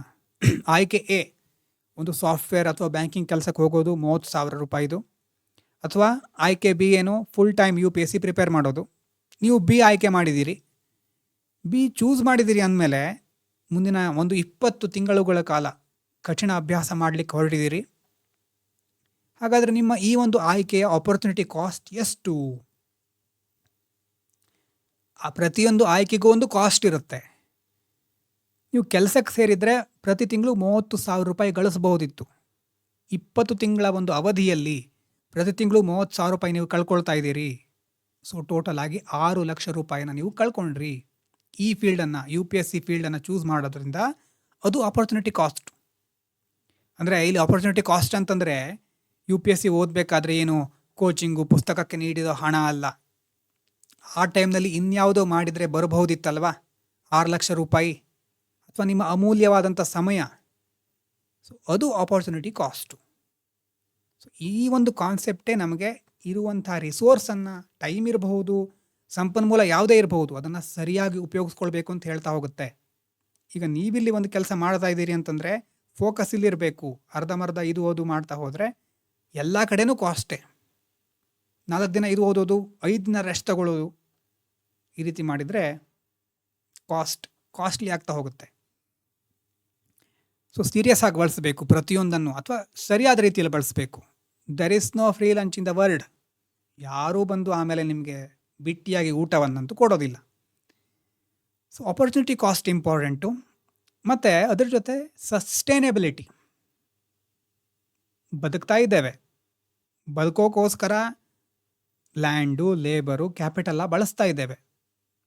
ಹಾಗಂತ ನಾವು ಅದ್ಭುತವಾಗಿ ಬದುಕೋಣ ಅಂತ ಎಲ್ಲದನ್ನು ವೇಸ್ಟ್ ಮಾಡ್ತಾ, ಪರಿಸರವನ್ನು ನಾಶ ಮಾಡ್ತಾ ಹೋದರೆ ಮುಂದಿನ ಪೀಳಿಗೆ ಏನಾಗಬೇಕು? ಸೊ ಆವಾಗ ಬರೋದು ಸಸ್ಟೈನೇಬಿಲಿಟಿ. ಇಂದಿನ ಅಗತ್ಯಗಳನ್ನು ಪೂರೈಸ್ತಾ ಇರಬೇಕಾದ್ರೆ ಮುಂದಿನ ಭವಿಷ್ಯದ ಪೀಳಿಗೆಯ ಅಗತ್ಯಗಳು ರಾಜಿಯಾಗಬಾರ್ದು. ನೀವು ನಿಮ್ಮ ಮನೆಯಲ್ಲಿ 10 ಜನ ಇದ್ದೀರಿ ಅಂತ ಇಟ್ಕೊಳ್ಳೋಣ. ಚಿಕ್ಕ ಮಕ್ಕಳು 3 ಜನ ಇದ್ದಾರೆ. ನೀವು ನೈಟ್ ಬಂದು ಅವತ್ತಿನ ಅಡುಗೆ ಏನಿದೆ ಎಲ್ಲ ನೀವೇ ಊಟ ಮಾಡಿಬಿಡ್ತೀರಿ. ಆಮೇಲೆ ಮಕ್ಕಳಿಗೆ ಊಟ ಮಾಡಲಿಕ್ಕೆ ಇರೋದಿಲ್ಲ ಅಲ್ವಾ? ಆವಾಗ ಪರಿಸ್ಥಿತಿ ಎದುರಿಸಬೇಕಾಗತ್ತೆ. ಮುಂದಿನ ಜನಾಂಗ ನಮ್ಮನ್ನು ದೂಷಿಸುತ್ತೆ, ಅಥವಾ ಅವರು ದೂಷಣೆ ಮಾಡ್ತಾರೆ ಅಂತ ಅಲ್ಲ, ನಮ್ಮ ಕರ್ತವ್ಯ ಅದು ಅಲ್ವಾ? ಮುಂದಿನವರಿಗೆ ಕಷ್ಟ ಆಗಬಾರ್ದು. ಹಿಂದಿನವರು ನಮಗೆ ಕೊಟ್ಟು ಹೋಗಿದ್ದಾರೆ ಅಲ್ವಾ? ನಮ್ಮ ಥರನೇ ಹಿಂದಿನವರು ಯೋಚನೆ ಮಾಡ್ತಿದ್ರೆ ನಾವಿವತ್ತು ಬದುಕ್ತಾ ಇರಲಿಲ್ಲ. ಎಲ್ಲವನ್ನ ನಾವೇ ಅನುಭವಿಸ್ಬೇಕು ಅಂತ ನಮ್ಮ ಹಿಂದಿನವರು, ಪೂರ್ವಜರು ಯೋಚನೆ ಮಾಡಿದಿದ್ರೆ ನಾವು ಇಷ್ಟು ಸುಖದಿಂದ ಇವತ್ತು ಬದುಕ್ತಾ ಇರಲಿಲ್ಲ. ಹಾಗಾಗಿ ಸುಸ್ಥಿರತೆ ಅಂದರೆ ಹಾಗೆ. ಆದರೆ ಇಕೊನಾಮಿಯಲ್ಲಿ ನೋಡಿ, ಇಕೊನಾಮಿಯಲ್ಲಿ ಇನ್ನೂ ಡೈಮೆನ್ಷನ್ ಆ್ಯಡ್ ಆಗುತ್ತೆ. ಕಾಲ ಕಳೆದ ಹಾಗೆ ಈ ಫ್ಯಾಕ್ಟರ್ಸ್ ಆಫ್ ಪ್ರೊಡಕ್ಷನ್ ಇದೆಯಲ್ವಾ, ಲ್ಯಾಂಡ್, ಲೇಬರ್, ಕ್ಯಾಪಿಟಲ್, ಆಂಟ್ರಪ್ರಿನರ್ಶಿಪ್ ಏನೇ ಇರಲಿ, ಅದು ಎಲ್ಲದರ ಪ್ರಮಾಣ ಮತ್ತು ಗುಣಮಟ್ಟ ಅದು ಕಡಿಮೆ ಆಗಬಾರ್ದು, ನಾಶ ಆಗಬಾರ್ದು. ಕ್ವಾಂಟಿಟಿ ಮತ್ತು ಕ್ವಾಲಿಟಿ ಎರಡೂ ನಾಶ ಆಗಬಾರ್ದು. ಉದಾಹರಣೆ ನೋಡಿ, ಈಗ ನಿಮ್ಮ ಹತ್ರ ಅಥವಾ ಭಾರತದಲ್ಲಿ 1 ಲಕ್ಷ ಚದರ ಕಿಲೋಮೀಟರ್ ಕೃಷಿ ಭೂಮಿ ಇದೆ. ಅತಿಯಾದ ರಾಸಾಯನಿಕ ಗೊಬ್ಬರ, ಕೀಟನಾಶಕ ಬಳಸಿದರೆ ಮುಂದೆ ಏನು ಹೇಳ್ತಾರೆ, ಈ ನಗರಕ್ಕೆ ಏನಾಗಿದೆ ಅಂತ ಕೇಳ್ತಾರೆ ಅಲ್ವಾ. ಕೀಟನಾಶಕ ಬಳಸಿ ಗರಿಷ್ಠ ಬೆಳೆ ತೆಗೆದರೆ ಮುಂದಿನವರಿಗೆ ನೀರು ಖಾಲಿ ಆಗುತ್ತೆ, ಮಣ್ಣು ಬಂಜರಾಗುತ್ತೆ. 30 ವರ್ಷಗಳ ನಂತರ ನಮ್ಮ ಮುಂದಿನ ಜನಾಂಗದವರಿಗೆ 1,00,000 ಚದರ ಕಿಲೋಮೀಟರ್ ಭೂಮಿ ಏನೋ ಸಿಕ್ಕಿದೆ, ಆದರೆ ಗುಣಮಟ್ಟ ಸಂಪೂರ್ಣ ಹಾಳಾಗಿರುತ್ತೆ. ಯಾವುದೇ ಬೆಳೆ ಬೆಳೀಲಿಕ್ಕೆ ಸಾಧ್ಯ ಆಗೋದಿಲ್ಲ. ಇಕನಾಮಿಯಲ್ಲಿ ಕ್ವಾಂಟಿಟಿ ಕ್ವಾಲಿಟಿ ಎರಡನ್ನೂ ಮೇಂಟೈನ್ ಮಾಡೋದು ಇಂಪಾರ್ಟೆಂಟು.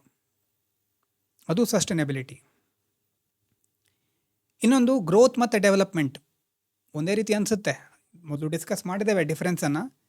ಗ್ರೋತ್ ಅಂತಂದರೆ ಒಟ್ಟು ಆದಾಯ, ವ್ಯವಹಾರದ ಅಂಕಿ ಅಂಶಗಳನ್ನು ನೋಡುತ್ತೆ, ಹೆಚ್ಚು ಕ್ವಾಂಟಿಟಿ ಫೋಕಸ್ ಮಾಡೋದು. GDP ನಂಬರ್ ಇರಬಹುದು. ದೇಶದಲ್ಲಿ ಈಗ 2025ರಲ್ಲಿ $3 ಟ್ರಿಲಿಯನ್ ಇತ್ತು, 2026ರಲ್ಲಿ $3.5 ಟ್ರಿಲಿಯನ್ ಆಯಿತು ಅಂತಂದರೆ ಗ್ರೋತ್ ಆಗಿದೆ, ಪ್ರಗತಿ ಆಗಿದೆ. ಆದರೆ ಈ $1 ಟ್ರಿಲಿಯನ್ 2-3 ದೊಡ್ಡ ಉದ್ಯಮಿಗಳ ಹತ್ರ ಮಾತ್ರ ಇದೆ ಅಂತಂದರೆ ಸಾಮಾನ್ಯ ಜನರು ಎಲ್ಲಿರಬಹುದು? ಸಾಮಾನ್ಯ ಜನರಿಗೆ ಇದರಿಂದ ಲಾಭ ಇಲ್ಲ. ಸೊ ಆವಾಗ ಮುಖ್ಯವಾಗಿ ಬರೋದು ಎಕನಾಮಿಕ್ ಡೆವಲಪ್ಮೆಂಟ್. ಆದಾಯದ ಜೊತೆಗೆ ಸಮಾಜದ ಒಟ್ಟಾರೆ ಸುಧಾರಣೆ, ಬ್ರಾಡ್ ಟರ್ಮ್ ಇದು. ಆರೋಗ್ಯ ಏನಾಗ್ತಾ ಇದೆ, ಶಿಕ್ಷಣ ಸಿಗ್ತಾ ಇದೆಯಾ ಸರಿಯಾಗಿ, ಲಿವಿಂಗ್ ಸ್ಟ್ಯಾಂಡರ್ಡ್ ಹೇಗಿದೆ, ಹಿಂಸಾಚಾರ ಕಡಿಮೆ ಆಗಿದೆಯಾ, ಎಲ್ಲವನ್ನ ನೋಡೋದು ಇಕನಾಮಿಕ್ ಡೆವಲಪ್ಮೆಂಟ್. ಸೊ ಹೀಗೆ ಬೇಸಿಕಲಿ ಇಷ್ಟು ಕಾನ್ಸೆಪ್ಟ್ ಇದೆ. ಇದ್ರ ಜೊತೆ ನೋಡಿ, ಬೇಸಿಕ್ ಫೌಂಡೇಶನಲ್ ಪ್ರಾಬ್ಲಮ್ ಎಲ್ರಿಗೂ ಇದೆ. ಆಸೆ ಇದೆ, ಎಲ್ಲವನ್ನ ಪೂರೈಸ್ಕೊಳ್ಳಿಕ್ಕೆ ಆಗೋದಿಲ್ಲ. ಅಪರಿಮಿತ ಆಸೆಗಳು, ಸಂಪನ್ಮೂಲಗಳ ಕೊರತೆ, ಇದು ಒಂದೇ ಸಮಸ್ಯೆ ಹೇಗೆ ಬೇರೆ ಬೇರೆ ಸಬ್ಜೆಕ್ಟ್ಗಳಿಗೆ ಕಾರಣ ಆಯಿತು ನೋಡಿ. ಈಗ ಅರ್ಥಶಾಸ್ತ್ರ ಏನು ಮಾಡುತ್ತೆ, ಸಂಪನ್ಮೂಲ ಸೀಮಿತವಾಗಿದೆ, ಅದನ್ನು ಲಾಭದಾಯಕವಾಗಿ ಮತ್ತು ದಕ್ಷತೆಯಿಂದ ಎಫಿಷಿಯೆಂಟಾಗಿ ಮತ್ತು ಪ್ರಾಫಿಟೇಬಲ್ ಆಗಿ ಹೇಗೆ ಬಳಸೋದು ಅಂತ ನೋಡೋದು ಅರ್ಥಶಾಸ್ತ್ರ. ಅದೇ ಸಂಪನ್ಮೂಲಗಳ ಮೇಲೆ ಯಾರ ನಿಯಂತ್ರಣ ಇರಬೇಕು, ದೇಶವನ್ನು ಯಾರು ಆಳಬೇಕು ನಿರ್ಧಾರ ಮಾಡೋದು ಪಾಲಿಟಿ, ರಾಜ್ಯಶಾಸ್ತ್ರ ಅಥವಾ ಗವರ್ನೆನ್ಸು, ಆಡಳಿತ. ಇದೇ ಇನ್ನೊಂದು, ಈ ಸಮಾಜದ ಯಾವ ವರ್ಗದ ಜನರ ಬಳಿ ಈ ಸಂಪನ್ಮೂಲ ಜಾಸ್ತಿ ಇದೆ, ಯಾರಿಗೆ ಅನ್ಯಾಯ ಆಗಿದೆ ಅಂತ ಸ್ಟಡಿ ಮಾಡೋದು ಸೋಷಾಲಜಿ, ಸಮಾಜಶಾಸ್ತ್ರ. ಅದೇ ಕೊರತೆಗಳನ್ನು ಜನರ ನಡುವೆ ಹಂಚಲಿಕ್ಕೆ ಇರುವಂತಹ ಅತ್ಯುತ್ತಮವಾದಂತಹ ನ್ಯಾಯಸಮ್ಮತವಾದಂತಹ ನೈತಿಕವಾದ ಮಾರ್ಗ ಯಾವುದು ಅಂತ ಸ್ಟಡಿ ಮಾಡೋದು ನೀತಿಶಾಸ್ತ್ರ, ಎಥಿಕ್ಸ್. ಹಾಗಾಗಿ ನಿಮಗೆ ಇಷ್ಟು ಡೈಮೆನ್ಷನ್ ಇದೆ ಎಕನಾಮಿಕ್ಸಿಗೆ. ಅದಕ್ಕೆ ಹೇಳೋದು ಇಕನಾಮಿಕ್ಸ್ ಎಲ್ಲದಕ್ಕೂ ಬೇಸ್ ಅಂತ. ಎಲ್ಲ ಸಬ್ಜೆಕ್ಟು ಸಹ ಬೇಕು, ಅದರ ಜೊತೆ ಇದು ಸಹ ಅಷ್ಟೇ ಇಂಪಾರ್ಟೆಂಟು. ಸೊ ಅಂಕಿಅಂಶ ಗೊತ್ತಿದ್ದರೆ ಸಾಕಾಗೋದಿಲ್ಲ. ದೇಶದ ಡಿಸಿಪ್ಲೀನು, ಇಕನಾಮಿಕ್ ಡಿಸಿಪ್ಲೀನು, ಪರಿಸ್ಥಿತಿ, ನೈತಿಕತೆ ಎಲ್ಲವೂ ಲಿಂಕ್ ಆಗುತ್ತಾ ಹೋಗುತ್ತೆ. ಸೊ ಈ ನೋಟ್ಸು ನಾನು ಮುಖ್ಯವಾಗಿ ಶಿಬಿನ್ ಸರ್ ಅವರು ಈಗಾಗಲೇ ಇಂಗ್ಲೀಷ್ನಲ್ಲಿ ಲೆಕ್ಚರ್ ಇದೆ ಯೂಟ್ಯೂಬ್ನಲ್ಲಿ, ಅದರ ಹೆಲ್ಪ್ ತಗೊಂಡಿದ್ದೇನೆ. ಅದಕ್ಕೆ ಇನ್ನೂ ವ್ಯಾಲ್ಯೂ ಆ್ಯಡ್ ಮಾಡ್ತಾ ಹೋಗಿದ್ದೇನೆ. ಅವರ ಇಂಗ್ಲೀಷ್ ಲೆಕ್ಚರ್ನ ನೋಡಿ ಪ್ರಿಪೇರ್ ಮಾಡ್ತಾ ಇದ್ದೇನೆ. ಕಂಪ್ಲೀಟ್ ಲೆಕ್ಚರ್ ಇದೆ, ನೀವು ನೋಡಬಹುದು ಒಂದು ವೇಳೆ ಇಂಗ್ಲೀಷ್ನಲ್ಲಿ ಬೇಕು ಅಂತಾದರೆ. ಇಲ್ಲಿ ನಾನು ಅದೆಲ್ಲ ಕಾನ್ಸೆಪ್ಟನ್ನು ಕವರ್ ಮಾಡ್ತೇನೆ, ಅದ್ರ ಜೊತೆ ಸ್ವಲ್ಪ ವ್ಯಾಲ್ಯೂ ಎಡಿಷನ್ ಸಹ ಮಾಡ್ತಾ ಹೋಗ್ತೇನೆ.